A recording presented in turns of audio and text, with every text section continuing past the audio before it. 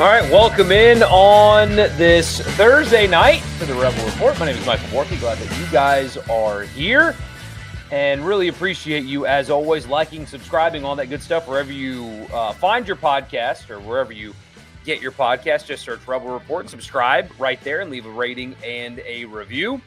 Got an opponent preview coming up with Eddie Radosevich. He covers Oklahoma in like every way imaginable.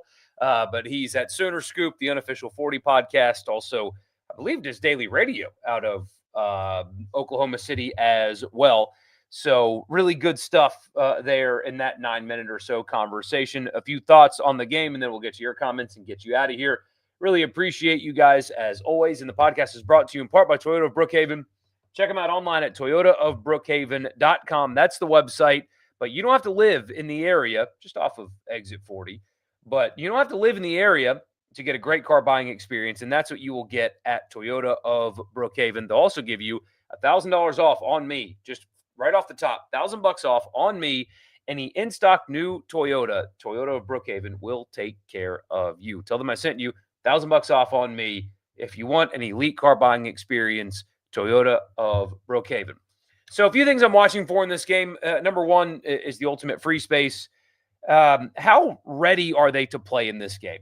Do they appear not even really distracted, but have they bounced back and recovered mentally from a difficult loss last week where they coulda, shoulda, woulda? They didn't, but should have won the game, and they came away with a loss. Now they've got to get back up, go on the road again, and it's 11 a.m.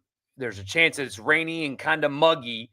You know, what is their mental focus like? How are they prepared to play in this game coming off of all of those things? And then most importantly, Trinidad.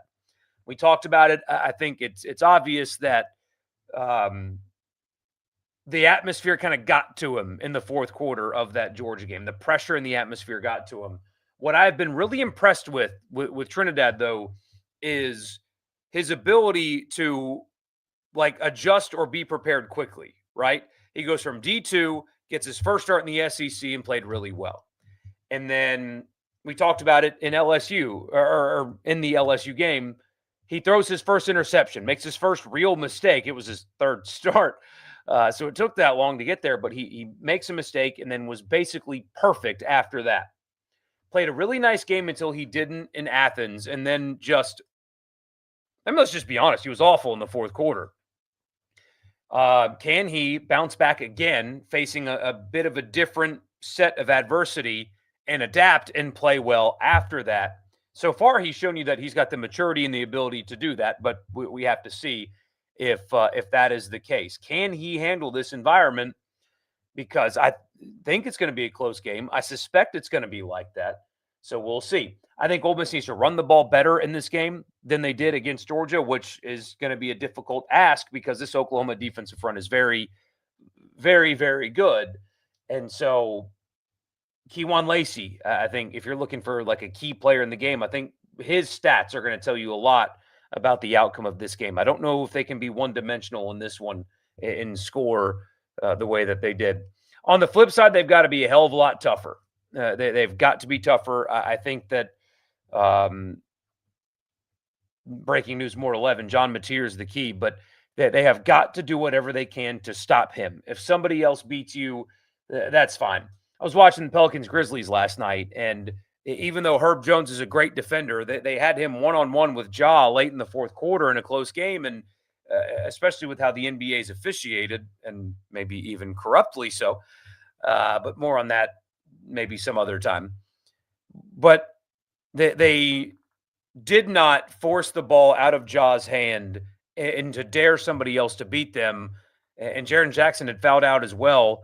And so they just kind of left Ja one-on-one with Herb. And you guys, if you're an NBA fan, you saw how that ended up. Let somebody else beat you. If they do, tip your hat, whatever. But it cannot be John Mateer's legs that beat you. And again, they've got to be a lot tougher. They've got to do a much better job at controlling the line of scrimmage in this game defensively. They have talented enough players to do it, but for whatever reason, there's been something amiss with run defense. I would like to see some other guys, maybe Banks, get some more opportunities at safety. And I think Andrew Jones needs to play a hell of a lot more at linebacker. So those are a few things that I'm watching for in this game.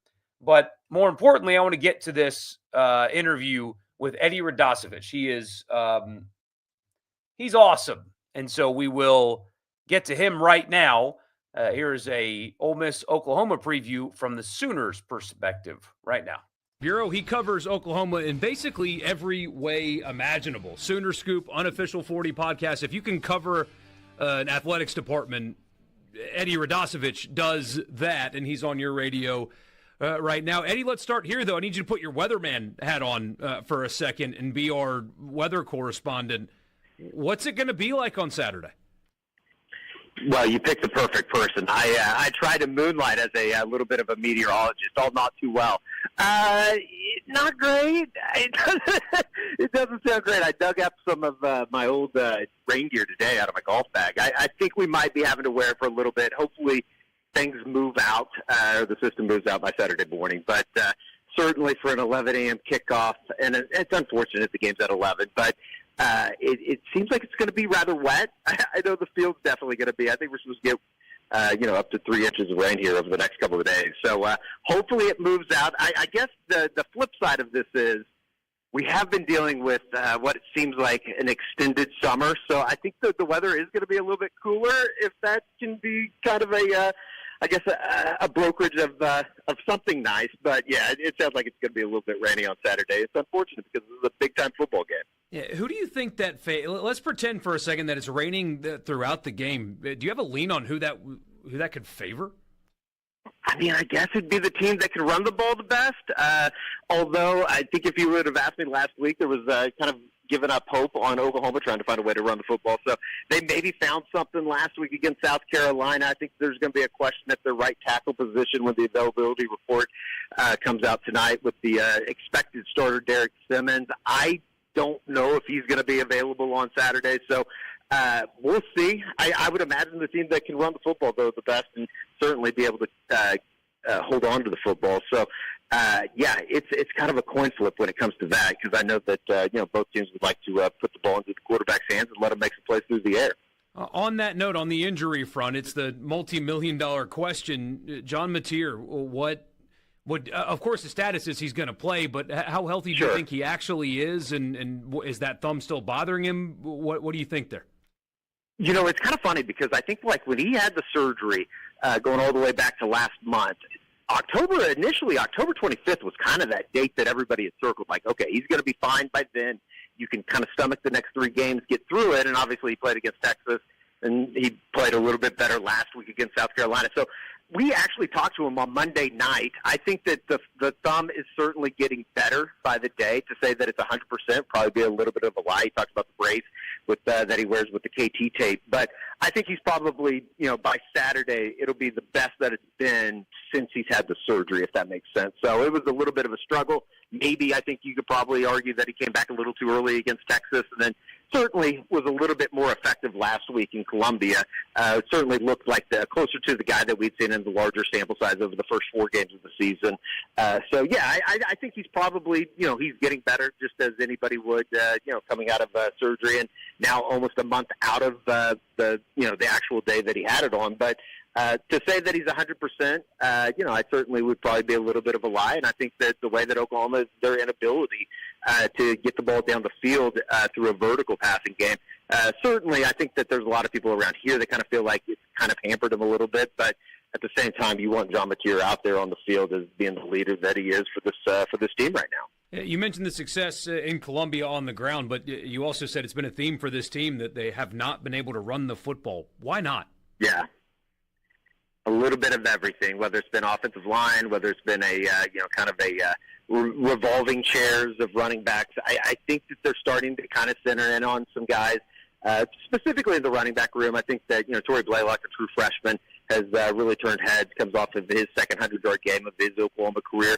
Xavier Robinson's a guy that played a little bit as a true freshman at the back end of 2024 and worked through some, various knick-knack injuries through the first 4 or 5 games of the season. He started to get a little bit more run, and I think that it's been pretty evident that they've been able to get some guys in the backfield, find some some more success in the ground game. And, I think that ultimately the biggest thing has been an offensive line that has battled some injuries. They've had to rotate a couple guys, and certainly kind of some of the things that they've been asking the tight ends to do.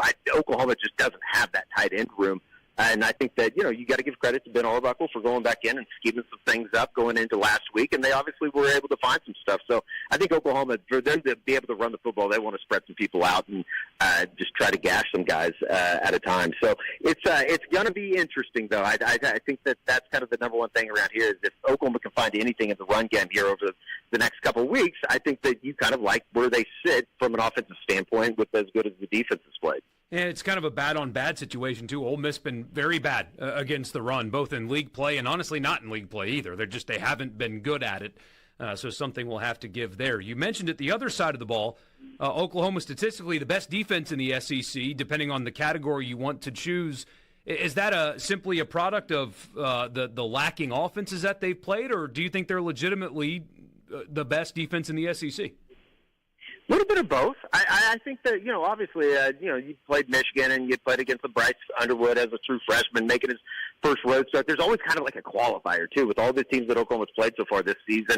Certainly didn't put their best effort out against Texas down at the Cotton Bowl, let that thing get away from them, especially in the third quarter with all the third downs that Texas was able to convert. You got to credit Arch Manning a little bit in that terms. But, it's from where they're coming from and from what Brent Venables inherited when he took over 4 years ago, it's been a dramatic turnaround. And I think that, they've been able to identify some guys just from a defensive standpoint in the recruiting ranks. They've been able to develop them. And then ultimately it comes down to a defensive line that I think is probably about as deep, if not the deepest, that I can ever remember an Oklahoma football program putting out. I mean, you had guys in Marcus Strong, who's kind of their fifth interior defensive tackle, making a safety, making a stop for a loss, tackle for a loss, and a safety last weekend in Columbia. So it starts up front for Oklahoma from a defensive standpoint. They have one of the better defensive lines in the country. Or Mason Thomas has been exceptional on the edge.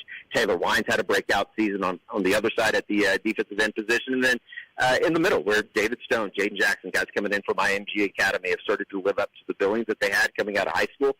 Dominic Williams, Grayson Halton's another guy that when you just talk about in terms of development, you look at a guy like Grayson Halton that has been unbelievable this year. So he's kind of positioned himself to most likely be drafted in April at some point. And it's been kind of fun to watch because I think a lot of people remember the historic offenses that Oklahoma had in 17, 18, and 19. And it was because of a defense that they were never truly able to compete for a national championship. So, and at the end of the day, you can say a lot about Brent Venables as a head coach. We were talking about him, possibly being on the hot seat if they weren't able to get out of Williams-Brice with the win. He knows a thing or two about defense, and I think that it's kind of come to fruition for Oklahoma on that side of the football. If you were Lane Kiffin and Charlie Weiss Jr., what is a possible vulnerability that you think that they're going to try to attack? Yeah, I think it's going to be interesting because, as good as Oklahoma's been from a defensive standpoint this year, they're relatively young at the cornerback position. And I think that if you can try to test them early, see if you can build some success, see if Chambliss can get a little bit of confidence going, albeit, granted, what's the weather going to be like? I think that they could be susceptible to giving up some big plays through the air. They've been able to kind of navigate through that because of the pressure that they put on quarterbacks just from an outright winning battles up front standpoint. But I do think that, they can give up some plays, and I think that you saw that a little bit with Texas in the third quarter down at the Cotton Bowl of being able to find some plays that you can have success with, particularly on third down where they were not good in Dallas. Because, over the course of the season, they've been extremely good at getting off the field. So I would test those cornerbacks early. Gentry Williams left the game last weekend in the first quarter, has a little bit of a shoulder issue with that left shoulder. It looked like he wanted to come back into the game. I think that they told him he was going to be fine. And Brent Venables after the game said that the x-rays were negative. I do think it's going to be kind of interesting to see what he's listed at on the availability report on Wednesday night. But outside of that, they've been, extremely healthy, which is kind of a change here over the last couple of years. And they've been very, very good, especially guys like a Cortland Guillory that's been able to really kind of shine, being thrown into the mix as a true freshman out there on the island. Eddie, we really appreciate your time. I've been a follower of yours on Twitter for a while. You're entertaining, also obviously with this interview, incredibly informative as well. Stay dry out there. Put that rain gear to use, and really appreciate you. And we'll talk to you again, hopefully down the line.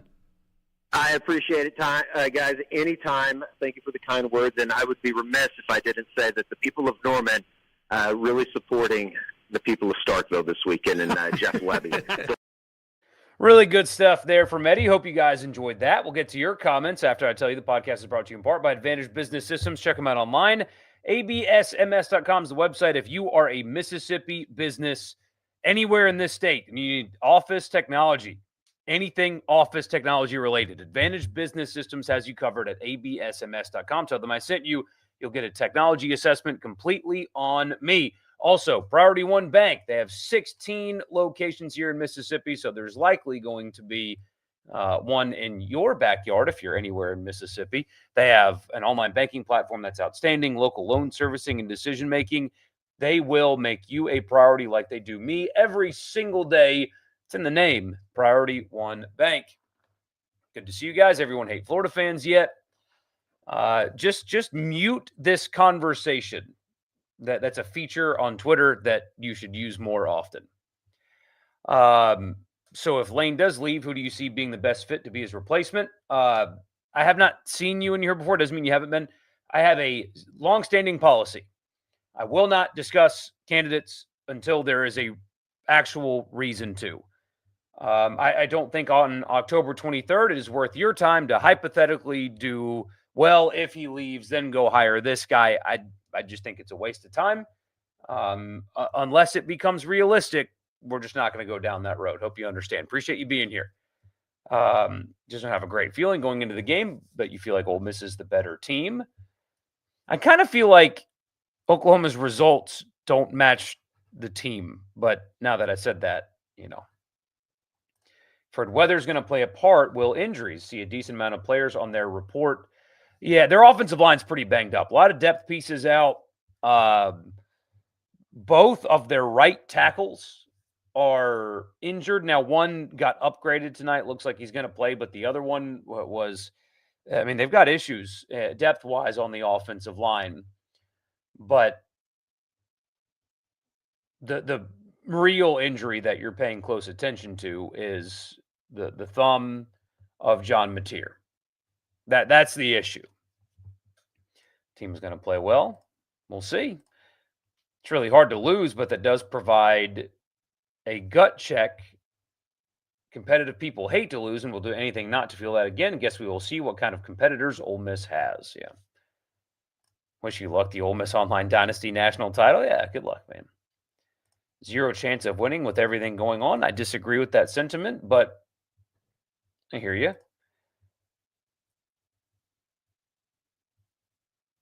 Do y'all not feel good going in? So this is a question for the chat, but I'll read it anyway. Do you feel it determines how Lane feels about the program, or because you feel that the Rebs can't win at some point, the pass has to play a role in expectation? I do think that this game is just really, it's going to, the implications of the result are going to be pretty intense. I think that this is an oversimplification, but I think if they win Saturday, the coaching search thing is going to take care of itself as a result, I think. I think being the operative phrase. I don't know that. I think it'll take care of itself at that point. It's just there's a lot. There's a lot on the line. If you get through Oklahoma with a win, you will be favored in every remaining game to make the playoff for the first time. That matters, so on and so forth. Awesome with the super chat. Really appreciate you, man. Thank you so much. Unnecessary, but thank you. You say, I'm so tired of the Lane talk. I'm tired of the people who you respect saying, if I told you what I heard, you'd be really scared that he leaves, or I can't say what I want to say, then don't bring it up. Yeah, I don't like the I can't say what I want to say stuff. Look, I'll repeat what I said last time we talked. I spoke to somebody that would know, and there's legitimate interest being a word that people get scared of, and you shouldn't be, in Florida. I think there is, as of this week anyway, things could change. They tend to in coaching searches and stuff like that. But as of this week, do not expect a resolution anytime soon. If that changes, I will let you know. Um, Keith Carter and Glenn Boyce have positioned Ole Miss football to be in as strong of a position and as attractive as they possibly could be. I do not personally think that quotes about a contract offer or being proactive ahead of Florida are going to impact a decision. I don't know that. I think that. But I'm with you. It's October 23rd. It's obnoxious. There's a massive game Saturday, and the week has been spent having people ask me about something else. Only a 10% chance of rain. Kiffin said tonight on Rep Talk that the team has moved on and had a great week of practice and that he's changed the play calling so Oklahoma won't be able to read the audibles. So I hate how this is going to sound. Coaches on the coaches show, especially Lane Kiffin, are not going to tell you if they had bad practices. If they had good practices, then him saying that's great. Like that's awesome if that's actually what went down. But he's not going to sit next to Kellum on Reb Talk and say, "Gosh, guys, we practice like crap." I mean, a lot of guys have been asking me about Florida, and like he's not going to say that. So there's not much that you can take away from that. Totally agree with the Andrew Jones statement. I hear you. There's a path to 10-2, but I don't think anyone feels comfortable taking that chance. And when you look around, there are possibly going to be so many teams at about that win total.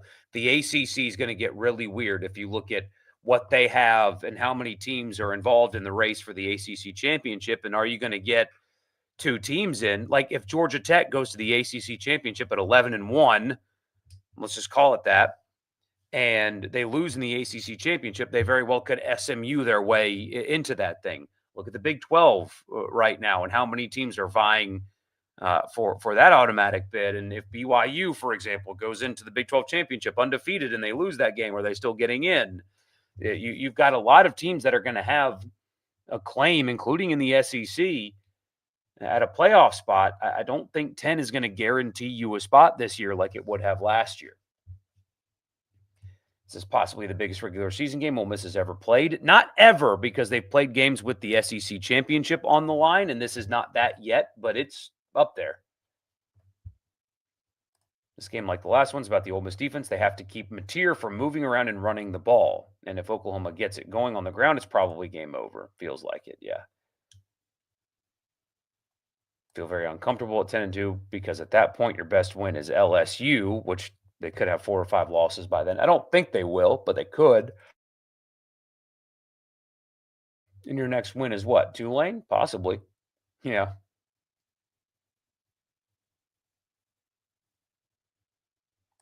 Jimmy's and Joe's did play a role in that Tulane game for sure.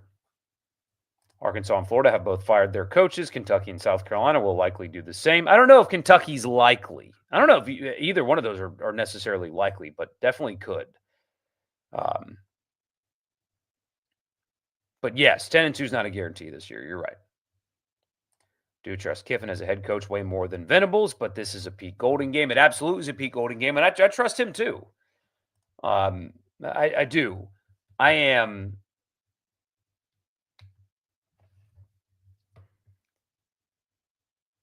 Lane Kiffin after losses has been very good. Very good.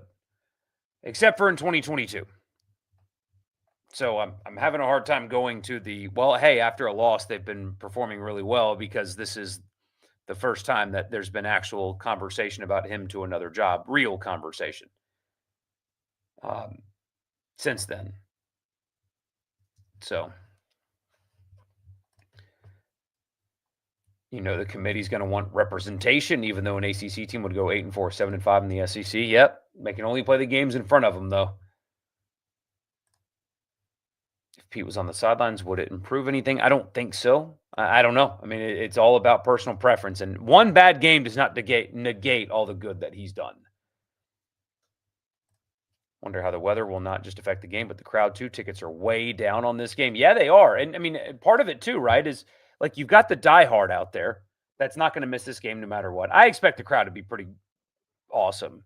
But if it's still raining all the way up to kickoff, you're not going to get every wife and every kid to go sit through that. And it would be subdued, even if they're there. So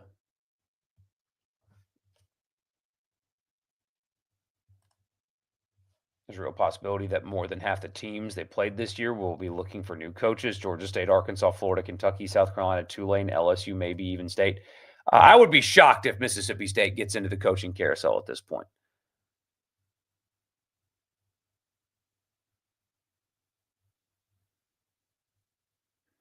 I think that's the expectation that Kiffin wants to do away with. When he was with Saban, it felt like a failure to lose one game. Granted, the landscape is significantly different with talent hoarding.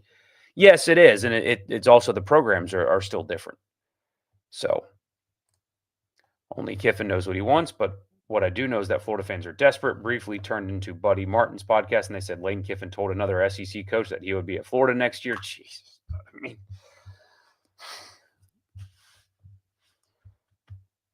why do people say things like that? Why do they say things like that? Because that's not true. That's not true.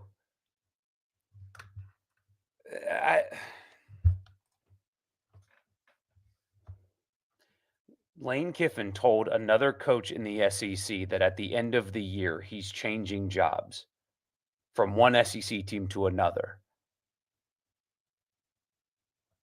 Come on, guys. Come on.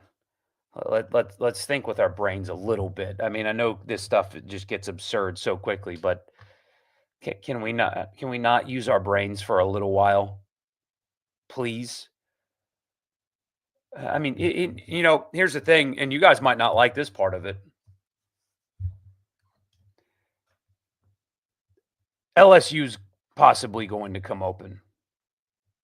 Nobody's committing to anything until they know what's going to happen in Baton Rouge. So just try to tune stuff like that out.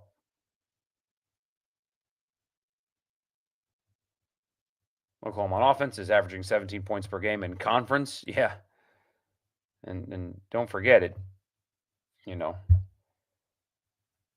they've won games, though, on defense. But, yeah, Mateer's hand come out with a wet ball could be problematic. That's why I think you want it to rain a little bit.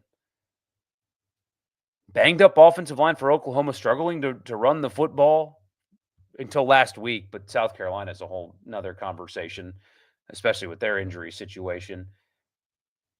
And then a quarterback a few weeks removed from thumb surgery. If Ole Miss does lose, they need LSU to beat A&M. Yeah. I think things start to get weird if they lose, too, with the coaching situation. Played pretty good on defense against mid to low-level offenses and couldn't get off the field against the two good ones they played. Oklahoma, I think, is somewhere in the middle. I tend to agree. Does a 10-2 Georgia Tech get in over 10-2 Ole Miss? Who are their two losses to? LSU's going to rally and beat Texas A&M. I kind of think so. Is that Florida offer for $13.5 million for Lane Kiffin fake? I don't know. That would make him the highest paid head coach in college football by $500,000.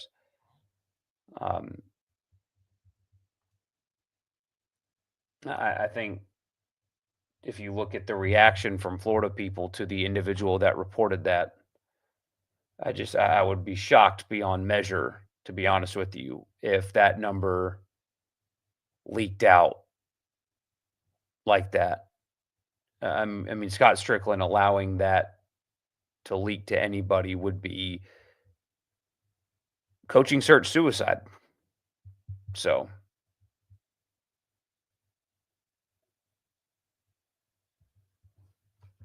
at least I think it would be. From the other side's AD, I understand why Keith Carter talked. I get that part. There's no reason for Florida to leak it to what appears to be somebody that is not exclusively trusted anyway down there. That doesn't track. Maybe I'm wrong. I don't know. Yes, the official getting suspended appears to be legitimate.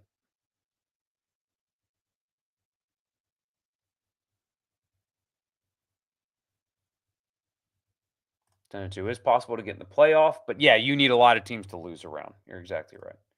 Got Oklahoma winning 24-20. Ooh, that would be. Heard Florida's going after Borky for the new head coach. I mean, I'll take half of what they're going to pay whoever the next guy is. You're the only one that's getting slowly more concerned with the Egg Bowl by every single week. Ask me again after the Oklahoma game, and I'll tell you what your concern level should be.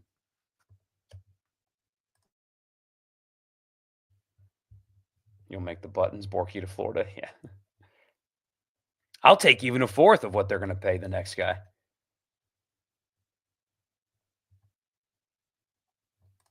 If Kiffin had signed an extension, someone in power would say so. He hasn't done it yet. Why? Because he's considering Florida's offered. Yeah, thank you.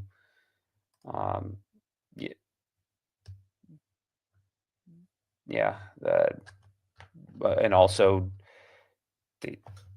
Kurt Signetti's an outlier. Why hasn't Eli Drinkwitz signed an extension and announced it? Why hasn't Marcus Freeman announced and signed an extension? Why hasn't any of these guys that are going to be involved? Why hasn't Rhett Lashley done that? Signetti's an outlier in that. It's not a problem. It's not a concern that Lane hasn't done that yet. That'll be dealt with later. Even if it's bad news or good news for Ole Miss when it comes to Lane Kiffin, that'll be dealt with later. That's a later thing. That's not a right now thing. Kurt Signetti's an outlier. Right now, everybody involved in this, besides him, are not doing that. Where it becomes an issue is if he turns it into a sideshow. That's the issue, is if the team isn't ready to play and they lose games that they shouldn't lose, and all of the social media garbage and the leaking to Chris Lowe and all the things that come with that. That's where an issue is created. It's whether or not you handle this the right way with your team in the meantime. That's the thing. Hasn't signed an extension yet. Doesn't matter. Nobody else has either besides Signetti, and he is an outlier. I think the Vandy coach is impressive and has done a lot with less money. Why is he not considered a serious hire for bigger programs? Because he's got 2 10-2s. I think that's part of it. Also, a lot of people think that Pavia is like the main factor for them winning, and when he's gone, they're not sure what he is. But it's the 2 10 and, or excuse me, did I say 2 10-2s? 2 2-10s in there.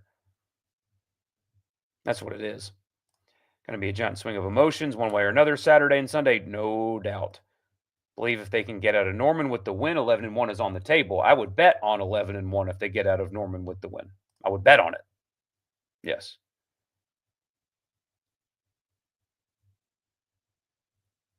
I have a hard time imagining 11-1 Ole Miss. Guess because it's never been done before, that would be incredible. Signetti's not a Sexton client, that's why. No, I think these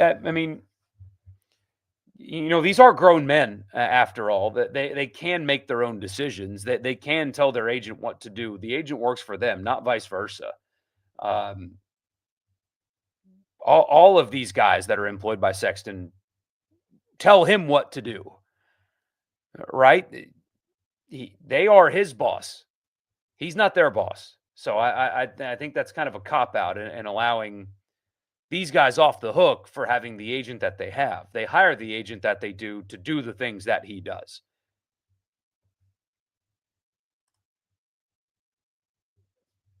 Tier's not 100% healthy.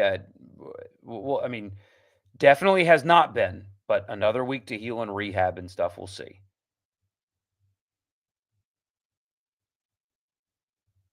Can you imagine a playoff with Ole Miss, Georgia Tech, Vanderbilt, and Indiana? Yeah, throw in USF in there. Yeah.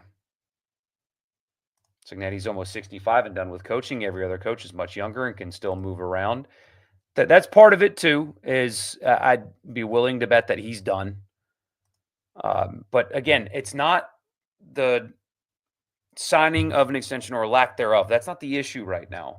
The issue is, can all of that not become a sideshow and the team continue to play well and win games? That's the thing here. That's what everybody needs to be talking about more so than whether or not he signs an extension, because it's not going to happen right now. So just don't worry about it.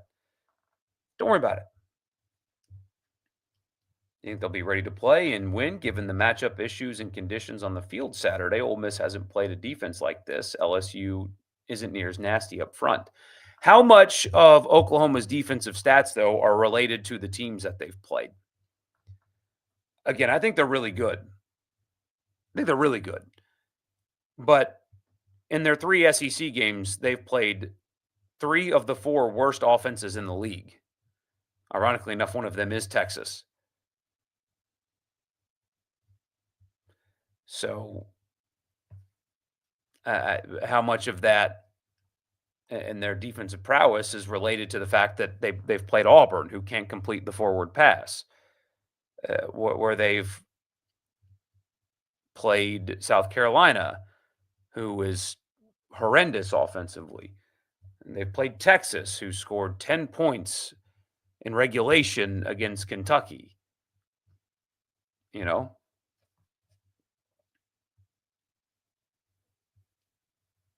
So we'll see. Something's got to give there. SEC Stadium, 14 of 16, just Texas and Missouri left. That's awesome, man. That's really cool. How do I think Weiss is going to attack this defense? So I think Oklahoma's got a vulnerability in the back end of their defense, I think. My expectation is very similar, frankly, to what you saw with Georgia. A lot of get the ball out fast, quick passes, play action, move the pocket, that kind of stuff. A quick game, because I don't think that you're going to be able to sit in the pocket. Maybe I'm wrong. Maybe I'm totally wrong. I don't think you're going to have 4 or 5 seconds to throw the football all day. And that's not Trinidad's strength anyway. So I think it's going to be a very quick offense.